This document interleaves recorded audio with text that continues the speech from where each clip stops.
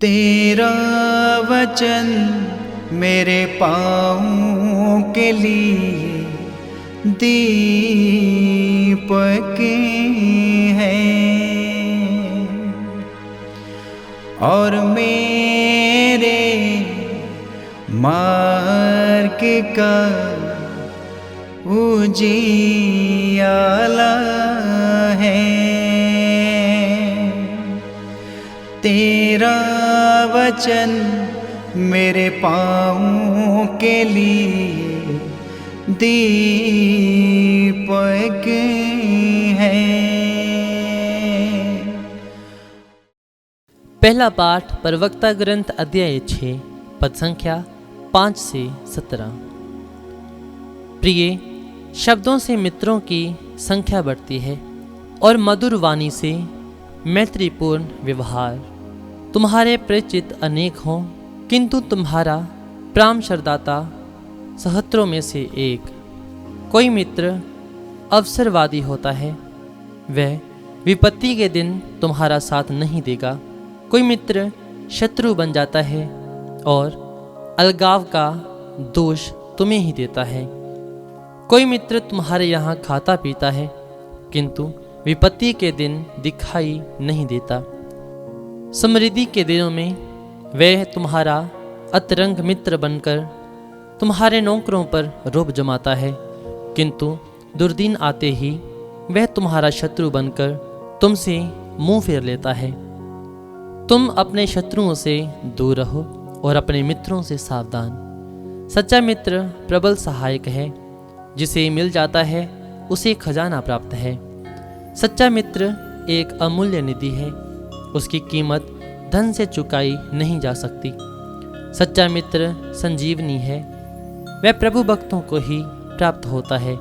प्रभु भक्त मित्रता का निर्वाह करता है, वह जैसा है उसका मित्र वैसा ही होगा। ये प्रभु की वाणी है।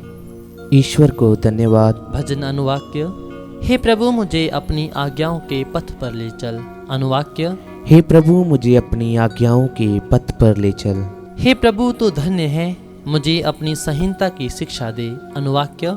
हे प्रभु मुझे अपनी आज्ञाओं के पथ पर ले चल। मुझे तेरी संहिता से अपार आनंद मिलता है, मैं तेरे शब्द कभी नहीं भुलाऊंगा। अनुवाक्य।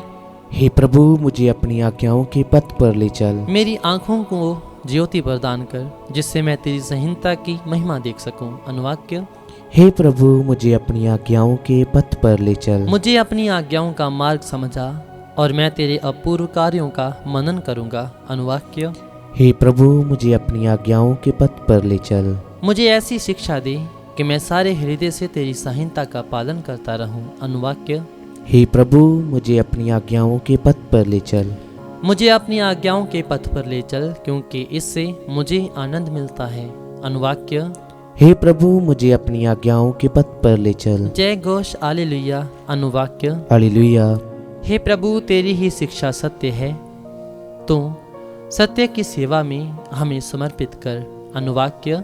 हालेलुया। संत मार्कुस रचित पवित्र सुसमाचार अध्याय 10 पद संख्या 1 से 12। गलीलिया से विदा होकर यीशु यहूदिया और यरदन के पास के प्रदेश पहुंचे। एक विशाल जनसमूह फिर उनके पास एकत्र हो गया और वह अपनी आदत के अनुसार लोगों को शिक्षा देने लगे।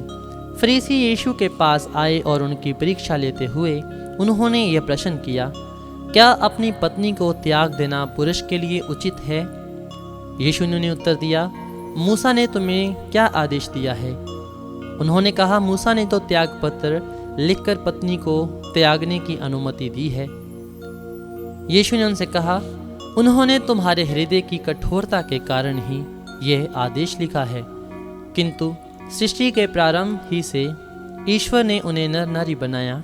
इस कारण पुरुष अपने माता पिता को छोड़ेगा और दोनों एक शरीर हो जाएंगे। इस तरह अब वे दो नहीं बल्कि एक शरीर हैं। इसलिए जिसे ईश्वर ने जोड़ा है उसे मनुष्य अलग नहीं करे। शिष्यों ने घर पहुंचकर इस संबंध में यीशु से फिर प्रश्न किया और उन्होंने ये उत्तर दिया, जो अपनी पत्नी को त्याग देता और किसी दूसरी स्त्री से विवाह करता है वह पहले के विरुद्ध व्यभिचार करता है और यदि पत्नी अपने पति को त्याग देती और किसी दूसरे पुरुष से विवाह करती है तो वह व्यभिचार करती है। ये प्रभु का पवित्र सुसमाचार है। ख्रीस्त की जय।